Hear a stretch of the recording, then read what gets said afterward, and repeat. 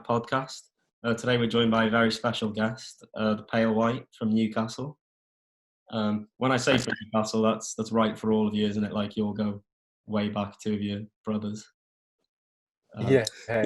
Me and Jack are brothers. Yeah. Tom's our uncle. Which sort of leads on to the first question of why you called the Pale White, and how did you start, and like how did everything sort of come together? The Pale White it's a bit morbid actually. It's meant to be the white light you see before you die, or what people say they see before they die. Yeah. So yeah, I thought it was pretty interesting. But we used to be called Sundance. We started off as Sundance in Awful like band name. March. Yeah, not great. Like March 2015. Yeah, and then we became the Pale White about a year later. But yeah, just the usual crack, doing bedroom demos and stuff. Mm-hmm. I was like, all right, brother plays the drums. That's that box ticked. I'll get my uncle on bass.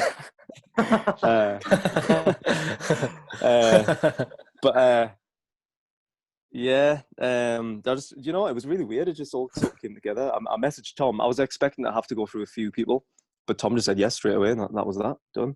We tried a few guitarists, but it just didn't really work out. So, and I'm too much of a narcissist to let anyone play my riffs. So, oh, dude. Yeah, when you mentioned then sort of like it all just sort of came together, one thing I was sort of going to draw attention to is sort of how rapidly and how quickly your growth sort of come about. And I received a lot of positive critical attention. So like, pretty sure I've read like The Enemy and Radio X have both sort of hailed you as like the upcoming band sort of thing. So sort of just how overwhelmed are you with the response and sort of the growth that you've seen lately? It's amazing. Like, it's absolutely amazing to have people of that caliber. Like, like Brand New is like a one to an watch. act to watch. Yeah. But just like anyone else, it doesn't happen overnight. There's a lot of hard work. Like, I mean, like we've been a band for like 5 years now. Yeah. And I think it's really important for people to know that, and for new bands to know that, because quite often it does look like overnight success, and it really isn't. And it can put people off from even trying, because it looks so easy for other people, but it's it's graft. But like where I mean, me personally, I'm really happy with where we are, and it's ever growing, and it's really exciting. So yeah, I'm really happy. Yeah, I was going to say, it doesn't feel like sudden. It feels like we've worked pretty hard. It's like we've played those gigs to no one, and it's everyone has to do that. It's just sort of a rite of passage, isn't it? Yeah. No, it is fully deserved, because like, I mean, obviously I can't speak for everyone, but I'm a fan. So when they asked me to sort of be the one that spoke to you, I was quite buzzing with that, really. Oh, cool. That's Cheers, cool. man. Appreciate it. Nice one. No, I'm not just to sit here and dig you up or whatever. But you say that everyone, don't you? But it's like, no, it is fully deserved. So it is really encouraging to see. So wicked. Sort of following on from that, you've opened for like a lot of big bands and stuff. So would you cite any of those as sort of like an influence on your music? If so, who? And also, are there any influences you have that aren't sort of musical? Bands we've played with. When we first started out, we supported Band of Skulls, which was a big one for, I know me and Jack. I don't know about you, Tom. Yeah, that was really good. For everyone. Yeah, I think that was probably one of the first bands that, well, it was definitely at the time the biggest support slot we'd ever had. Oh yeah, 100%. I remember being pretty intimidated when we walked in. It was like a big venue. Yeah. And getting to play with a band like that was pretty amazing. So definitely. Yeah. The only thing was though, I've literally Russell, the guitarist, I've like copied all his guitar tones and that. So it's pretty awkward. Like sound checking and stuff, you could see them looking. I was like, oh fuck. But yeah, no, it was great, class. That was a big one for me personally. We've also supported. I just had a name. It's gone. It's gone. I was supported. Anyone else, lads? Falls. That was good. That was good. I think that was the one I was going to say. Yeah. I got tickets to see Falls. Like bought them yesterday. Really? Where are they playing? Playing in Leeds in July, so it's only like down the road from where I live in uni. So. Oh, unreal. Oh, class. Yeah. Yeah, they're a great band. The thing is with that gig though, the barrier broke and they had to like shut their set off. Everyone was livid. Oh yeah, sure. was good. Yeah. It seems like a the lifetime Libertines ago. as well. Yeah, I saw. I knew that you. Yeah. Yeah, I was reading about it. I mean, for me, I'm not they're one huge of on those them bands. personally. I wouldn't listen to them now. But like, I definitely went through a phase when I was younger, you know. So now I just need to I didn't really. Nickelback, and we'll be sorted. Well, so you didn't sort of have a Libertines phase, Jack? Nah, I was never really into that whole like, I don't know. What is the genre? Is it indie rock? I would say it was like early. You know what I mean? It's rock, isn't it? Yeah, I wasn't really into that kind of thing. Tuning your guitars. Yeah, I was. It's basically just detune your guitars and just fucking play any chords you want, shout over it, and take loads of drugs. And then I went into Nirvana instantly. Really. Yeah. Wasn't as I was supporting Nirvana like in the 90s. No, I wasn't even alive. I had a big Libertines phase when I first started getting into music, definitely. Yeah. But I don't know. They're sort of like that gateway band, aren't they? Yeah. First into that, it sort of introduces you to. I mean, through them, I like heard the Strokes and Kings of Leon and things like that. All infinitely above the Libertines. Yeah, well, yeah, but like that's the point. They're like that gateway band. Yeah. And this isn't anything against the Libertines, by the way. They're just not something we listen to now. But it was also iconic. Yeah. It was also weird because we like never met them. Like we just we played. Yeah, and I think they actually arrived like an hour late as well, didn't they? And he had like half his hair off or something. He'd done a DIY mullet before they played. Yeah, that was it. But yeah, it was a great experience. Like really cool, definitely. Oh yeah. Trying to think of who else we've supported. We've been the support band for quite a few years. We've only just started doing our own headline gigs, but we first started out like doing a lot of support tours and stuff. Trying to think. We supported We Are Scientists on tour.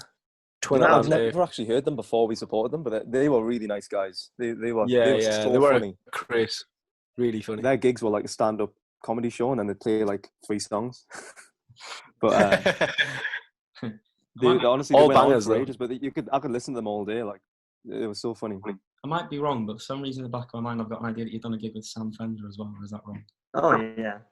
We've been on a few shows with Sam. Nice. Newcastle. Yeah. We did the last shows we did were with Sam in Europe. They were some of the best gigs we've ever done.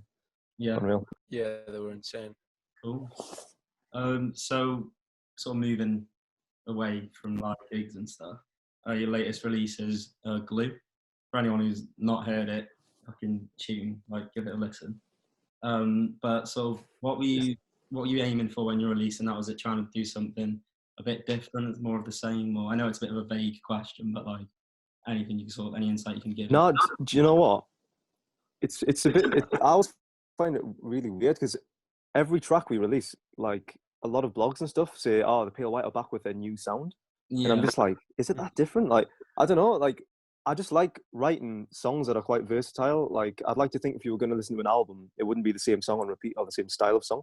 Mm-hmm. So, like, we always like to mix it up, and we never really avoid, like, if there's a song that we're writing or whatever, we never sort of avoid genres. Like, if it's a good song, it's a good song, you know. And we're not trying to be anything either.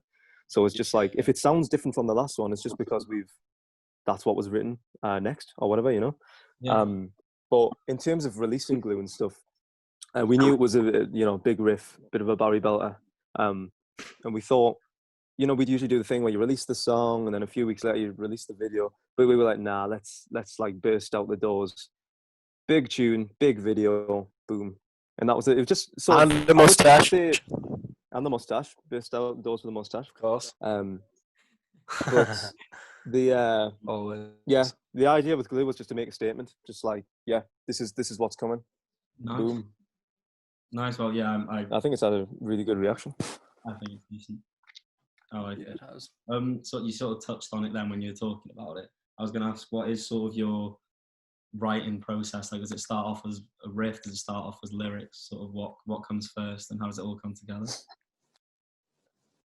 I've got like in the notes on my phone, I've got like hundreds of lyrics, but that's usually secondary. I guess you could say the lyrics sometimes come first because I'll have an idea and I'll write it down, but it's never usually in context of any song. I'd usually bring that in much later when I'm writing lyrics for like an idea would be, it's basically when we write, it's usually starts just with an idea, like maybe I'll bring it in and then we'll knock it around the room and it'll get developed. Or there's some songs that literally Jack and Tom have just been jamming and there's like a bass line or whatever, like a song gets written over that, but lyrics usually comes last. Yeah, so, and then usually there might be like something like a hook or a certain like phrase that I've been like mumbling into the mic when I don't have lyrics. And sometimes the song just gets written around that, like some random like totally out of context lyric. So yeah. That's quite interesting. That's pretty cool. Like when you're saying about sort of on your notes, you've got all different lyrics and stuff. I know my brother does the same because he's released a tune this year for the first time ever. I know he's been doing like the sweet. same sort of thing. So yeah, it's quite interesting you say that. To be fair, it's not just him. Yeah. Yeah. So no, definitely. Without giving too much away, what are your plans for next? Like, what's next for you? The biggest thing we've done. It's just big, like everything comes down to next year that we've done so far, and it's incredibly exciting. Spent a lot of time on it, so really excited about it. And hopefully we'll get out and play live again as well. That's the that would thing. be nice. It'd be pretty nice. Well, they've on about this vaccine been approved now, haven't they? So everything will be slowly. Yeah. Hopefully it works. No, that's it. It's been a bit shit this year, but it's really weird because it's like as a band, you've seen it. It's weird, like as a band, it's sink or swim, innit, with this sort of thing. But we've been in a lucky position where we've been able to hide away and do some stuff that maybe we wouldn't have had time to do before. Yeah. So that's been good. But yeah, to be honest, if all goes well in terms of gigs are a thing from maybe like April next year or something, I think it could just be perfect for us. Yeah. It would be nice to have played some. We had to cancel a European tour. Yeah. It's September just gone, which was a shame. But other than that, I mean, obviously there was a bunch of festivals we had, but I mean, things could be worse. At the end of the day, people are genuinely dying in the world, and we're all alive and healthy. So this is it. Every cloud, isn't it? Yeah, I think every band and artist is kind of in the same boat as well, aren't they? Everyone's. Everyone's. Exactly. If it was near us, that would be shit. But yeah. I suppose it's good having the creative outlet as well for a lot of people. Say that the sort of having a creative outlet or something to focus all your spare time into is good. So at least we've been lucky. Yeah, and it is mad. There's been a lot of songs written, put it that way. And it's mad, but when we were speaking sort of before we started, and you mentioned missing gigs, I feel like I didn't expect to this much. You know what I mean? I was like, last night I just watched Island back for no reason, and I just missed it so much. Like, but yeah. So the next question was going to be, how's 2020 been for you? But I suppose we've sort of discussed that. And then another one that we had jotted down, which someone wanted us to ask, was what's the best gig you've ever played? And if so, like, why was that the best gig you ever played? Why was that best? Your favorite? Or best favorite? It's a bit like a loose term, but like one that you. To be honest, one of my favorites was at the start of this year when we played in Europe with Sam. I think it was in Cologne. Oh, I was saying, the huge one. Yeah, it was we like an arena. It was about 5,000 or 6,000 people, and it was just like quite often when you're like the support band, people, I don't know, people would sort of, it's like a muted reaction. You don't really know how they're going to react to you, but it just felt like everyone was on our side like the minute we walked out. That's cool. And I had to go backstage after and tell Sam that he couldn't play. They want us to go back on.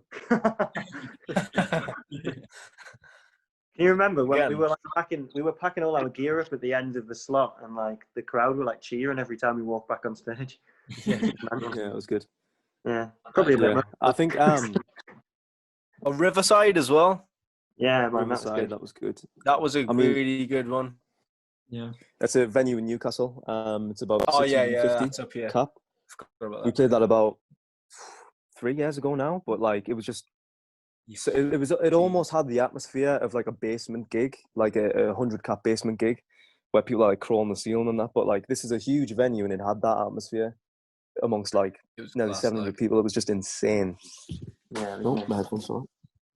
There we go. It's good that you get that kind of support. Like even if it's not one of your headline shows, I know many bands wouldn't get that. So that's really cool. I suppose it shows you doing something right as well. Yeah. Yeah.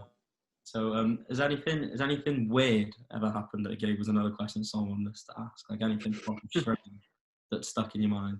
Anything weird? Yeah. There was the time. It was actually in Manchester at the Deaf Institute, which, by the way, is one of our favourite venues, and we're so glad it's been. I think it's been saved, hasn't it? It was shut down, but now it's saved. Unreal. Yeah. So, anyways, that's good news. Great. But yeah, there was the time Jack went to do a stage dive at the end of a set. It usually works. Festival. It usually works, but there was a loose monitor at the front of the stage, and it's quite a tall stage, and the monitor. And I shouldn't laugh. This isn't like, oh man, I shouldn't laugh. But like, you can imagine the monitor just fell straight on someone's face, which wasn't great. In hindsight, it's a right giggle, but at the time it was mortifying. Yeah, she was fine. Like she had a bit of a bust nose, but she was like, "That sound like don't worry about it." It was her lip. It was like like, it was just gushing with blood. I was like, "Fuck." She comes to a lot of our gigs as well. Gig. Like travels around to a lot of our shows. And, like, we just literally smashed our face in at the end of a gig. It was like, oh my god. But like, there was the one in Liverpool as well where like the sound wasn't particularly good. And I remember this guy was like waving at me, and I was like, "All right." 2 seconds, obviously, I'm playing a song. And then when the song finished, I sort of leaned over and being like, "Yeah, what's the crack?" And he was just like, "Turn the drums down." And I was just like, can't do that, mate. Just not the way it works. That was a terrible gig. Jesus. Yeah, we all Liverpool. That was the worst. We had sold out this venue, and it was like a basement venue, and it was set to be a great night. And sound check went great, and then when we went on stage, the sound was just abysmal. That's the only word to describe it. And like everyone was just like, it was almost like they weren't booing us, but they were like just shouting like how shit the sound was, and we had to just stop the song. And we're like, right, what's going on? And then like by the time we sort of like figured that we were gonna have to like keep playing and stuff, we knew it wasn't going well. But I turned around and Jack, was it Jack or you, Tom, that had just walked off stage? And I was like, oh, what the fuck is going on? I hadn't walked off. That wasn't me. I was hiding at the side of the stage behind a curtain, just like, oh god. In the middle of the set. But people were walking out, and it was just like, this is not how it should be. Like, this gig, like at this venue. But I'm not naming any names about venues. That's not awful. Fair. The sound guy. Like. Well, yeah, I was going to say, if it was in Liverpool, that's not too far from me. So nearly, yeah. I mean, like basically, it had potential to be one of the best gigs on the tour, but we definitely need to go back and play Liverpool. It was actually the worst that we've ever done. Yeah, it wasn't great. To be fair, like we've played Liverpool before, and it's always been a really good gig. Like there was one. I'm not trying to get you to like say something. Oh no, mate. Honestly, like, oh no, if it was bad, I'd slag it right. Oh no, mate. I mean, everyone there was like they came to see us play. Do you know what I mean? It was amazing to see that many. And we played Liverpool like twice before on support tours, like First On, maybe barely anyone there. You know, so it was amazing to come to a venue and sold it out. Really exciting. And it just turns out fucking sound guy had no idea what he was doing. There was a great time in Liverpool actually where like Adam and Jack both got out of the van outside of the venue, and I was like, right, I'll go with the driver and like find out where we can park, and went into where the gig was. And I came back outside, and they were like, "We've just met Sean Bean," and I was like, "What?" We literally had as well. They both had like a photo with Sean Bean on the street. Just fucking like, Ned Stark walking down the street. I just missed it completely. Oh, unreal. Yeah, that was nice. Seemed nice. Imagine if we just made that up, Tom, and just photoshopped the photo to show you. Out of everyone, it's just him dressed as Ned Stark. Like. What was the question again? I forgot. Weird stuff. Yeah, weird. We've probably got one more belter. Are there more? Like. Definitely. Weird stuff. Oh yeah. There was the time we played the Clooney, and actually, he's a friend of mine now. But this guy he parted the crowd and just did a backflip. Oh yeah. That was in the mad. middle. That was in the middle of Rogers, wasn't it? Yeah, Dean. We know him now. Weirdly enough, years later, but he just like parted the crowd. And I was like, what's going on here? I thought it was going to be like a wall of death, and he just did a backflip. And then everyone was like, "Get in!" and just like started. Everyone was like, going for it again. Yeah, that was mad. To be fair, there's got to be a belter that we haven't said yet. Like, I mean, if it comes to you. What about? Oh, well, I fucking care. Oh no, we can't talk about that one. Oh really? It's something that we can't talk about, obviously. Yeah. You can tell me after. No, it happened with that, man. Am I right in thinking you went on tour with Twin Atlantic at one point? Yeah. Yeah, we've been done on that tour with them twice. This question is more just for me. This is not the list of ones I'm supposed to ask, but I'm pretty sure in that tour you came to Wrexham. Yeah, we did. Yeah. When are you coming back? Yeah, on the first one. When are you coming back? Is the question. To Wrexham. Come and see me in Wrexham. Where? I know this isn't disrespectful to Wrexham, by the way, but where is Wrexham again? It's not near Manchester, is it? No, I think it's in near Wales. It's in Wales. Well, that's what I'm thinking, because you're from Manchester, aren't you? Me? Are you from Wrexham? I'm from Wrexham, yeah. The other dance.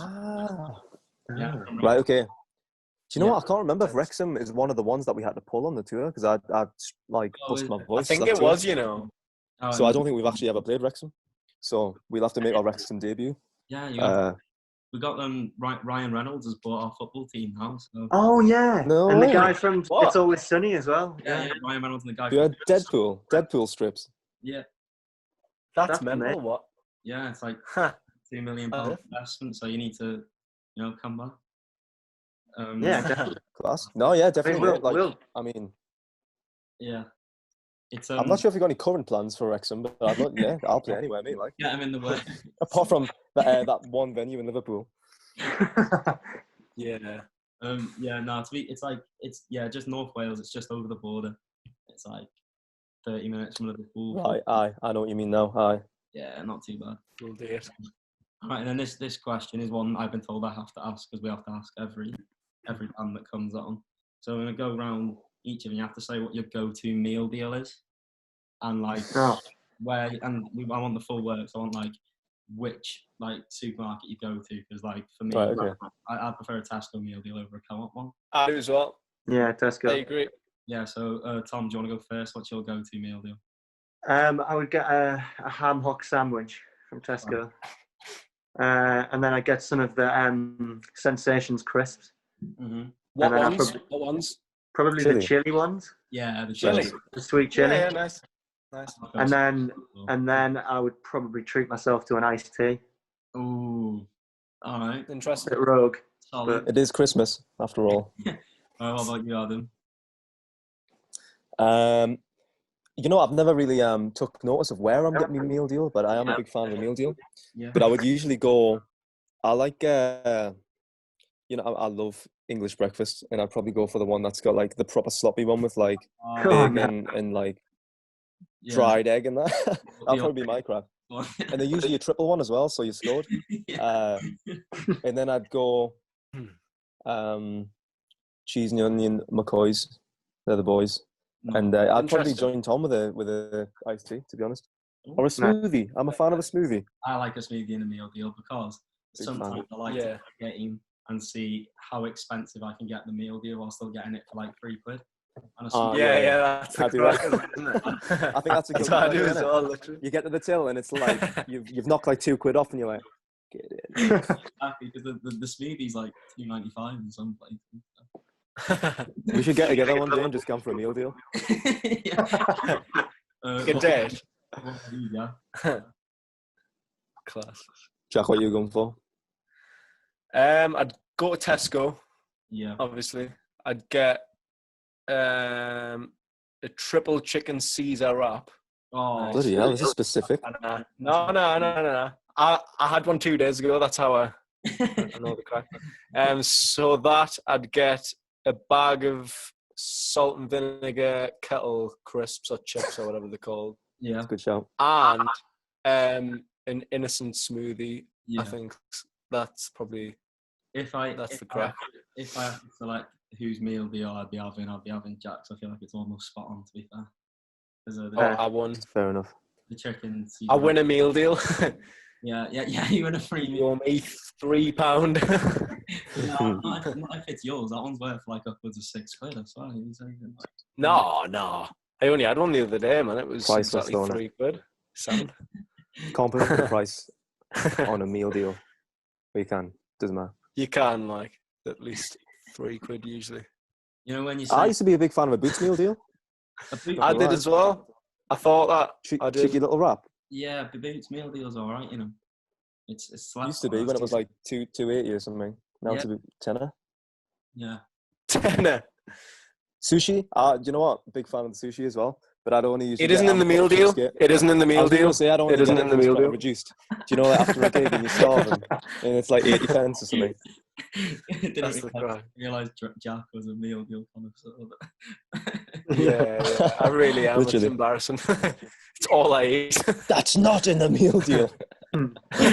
Incorrect. That happens at least once a week. The walk of shame. He walks in, he just puts his Tesco bag on. Oh yeah, this is another question I had that was just for me as well. Have you ever met anyone who's had like a tattoo of your band or anything? Yeah. Have you? Oh yeah. There's a few. We've actually had a few people to like get us to like write it for them, like write a track name or something, and they get our handwriting tattooed on them. Which is pretty mad. That's mental. To be honest, that is pretty mad. Usually when we see it, we're just like, oh, that's wicked. But actually, they've got that on them for the rest of their lives. They're going to be gutted when they find out we were just a phase. Like in years to come. Literally. They're getting it lasered off. They've just got a scar that says loveless. Yeah, well, that's the thing. This one. Scar. This one's my mate's band who I played football with. And so now I'm telling him, like, he's like, oh, we might stop playing now because I'm going off to uni next year. I'm like, nah. Just no. I'm like, so yeah, that's quite funny. But yeah, if we'd have done this interview a couple of months ago, I would have. There's no disrespect to you lot. I would not have understood what you're saying because, like, you know, when you say the crap, and things like that. Like, I live with this Geordie lad at uni, and he like had to explain what everything meant to me like a week ago. Oh really? Yeah, we should probably tone it down. Just we got to a point where Geordie. We were toning it down. Never we got to spell everything out. No, never tone it down. Never tone down your accent. It's just. I agree. Never ever. Never tone it up either. Never tone it up. Speak yourself. Oh yeah. Yeah, exactly. He was buzzing. Wise words from a wise man. But yeah, he was buzzing when I said that I was interviewing you today. He's pretty sure he's quite a big fan. Jordan. Oh, really? Yeah. What's he called, Jordan? No, he's called Ollie. Big up Ollie. Why did I say Jordan? Ollie. Do you want to ask? Yeah. Jordan. Big shout out Ollie. Big shout out Ollie. Yeah, so I don't actually have any more like questions lined up now. So if there's anything you want to chat about, we can. If not, just cheers for coming on and being sound about everything and putting up the questions about the meal deal and that. No, don't be that. That's a valid question. To be honest, it's made me like think about the next time I walk in to a supermarket, I'm going to really think about my meal deal and think about how much I'm saving. You know what I mean? You can tell a lot about a man.